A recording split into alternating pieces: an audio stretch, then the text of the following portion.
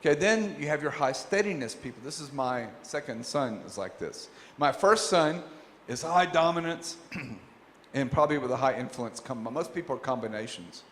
And he's 13. They said, would you mind going up and speaking about so-and-so? Sure. Big gathering, 1,000 students. He's 13. This happened when he was 11. He said, who'll pray for everybody today? So they expected one of the older students, the high school students, and he put his hand up. So here's this 11-year-old goes up to pray for everybody in the pulpit. 1,000 people that were there. He's not bothered, he doesn't mind.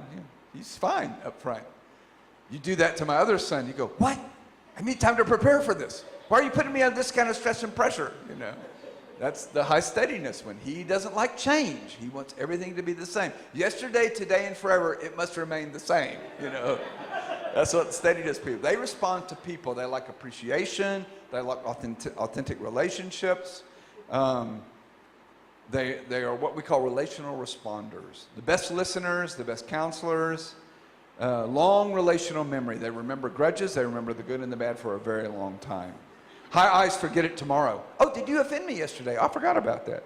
So, very reliable, great team players, very, very loyal, extremely loyal, very conscientious, supportive, agreeable, tend to be passive. They don't like to make decisions. They want you to make the decision, then they'll respond to that decision. They value authenticity. They want the real deal. It's very important to them.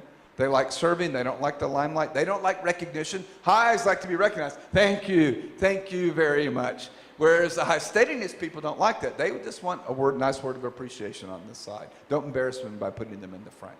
Big difference between the two. And like I said, they like stability. They like a steady pace.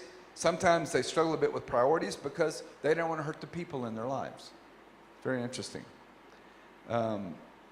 Careful, very relational decision makers. They don't make decisions easily without consulting people important to them.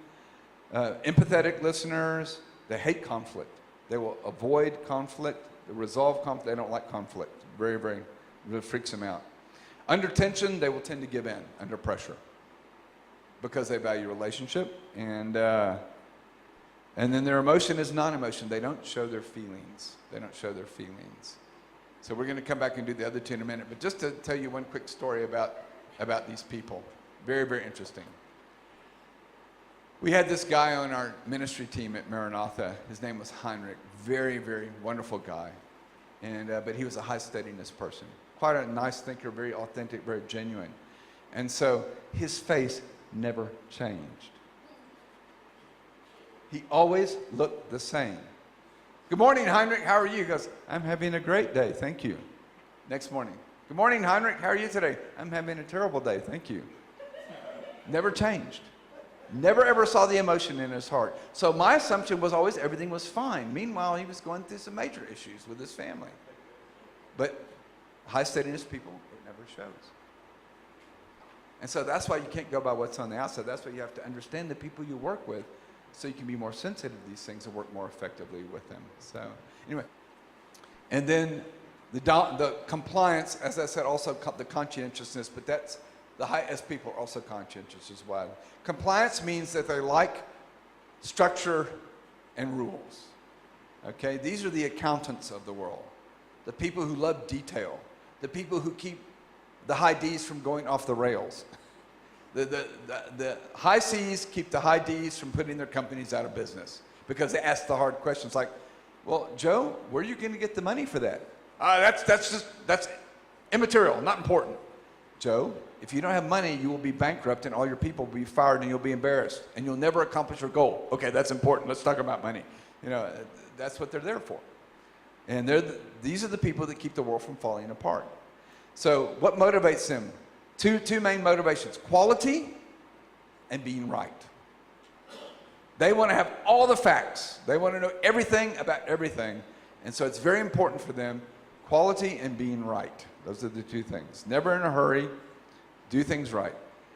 They're task-oriented, so their motivation has to do with detail and work things. Strong emphasis on quality control. They have a backward evaluative focus. They tend to look back. The guys on the right look forward. The guys on the right look back. And so they're always looking back to evaluate everything. They like consistency and they like standards. Like if you're in a meeting and somebody says, well, maybe we should take the combi over there. Well, John will speak up. Well, Brother Bob, you realize according to the church bylaws, the combi can only be used for so-and-so and so-and-so. Yes, but that almost, no, but Bob, it doesn't quite fit into that. So those are people that are sticklers for the rules. Okay. They're by the book people. They tend to be very perfectionistic. And, but it's a good thing. Like I said, they're the people who keep the world from falling apart. They're orderly, they're thorough, they're accurate, very good with detail. They remember detail, and they will hold you to it, which is good. And relationally, they're very diplomatic and cautious. They're experts at not offending people. They don't raise their voice. They'll say, now, Ricky, have you considered so-and-so and so-and-so and so? Now, Ricky said, no, I have not considered that yet. He said, perhaps it might be wise for us to consider that. What do you think? In other words, he's saying, Ricky, don't be stupid. We need to do this. And so, but they're very diplomatic. And they won't say words like that. Okay. They're reluctant decision makers. You know why? Because they always want more information. One of my good friends with Transworld Radio is like this. Yeah, I said, brother, if we had made this decision 6 months ago, we could be here already doing this. Yes, but we need to consult with that brother and that brother and that brother as well. No, we don't. This is me. No, we don't, because I just want to move. He says, no, but we need to do. Yeah, and he just wants to consult with everybody and make sure we get all the information, all the facts straight.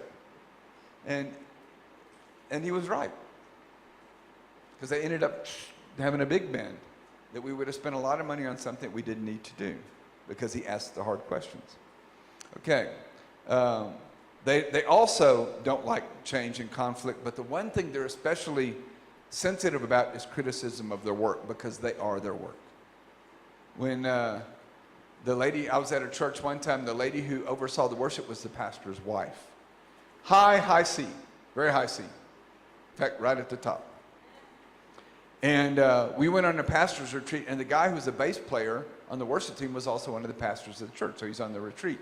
So we were talking about the need to update our worship to engage young adults in today's work. At that time, I was helping them with their young adults. And so what happened was that I didn't say it because I was trained in this. And I knew you don't criticize high C's ever openly. And he made a comment. He says, yes, but maybe we should think about changing the way we do our worship to engage the young people more effectively. After all, that's the next generation we're trying to reach. Good statement. Nothing wrong with it. Now, this is in front of all this whole team of pastors, and all these people were there.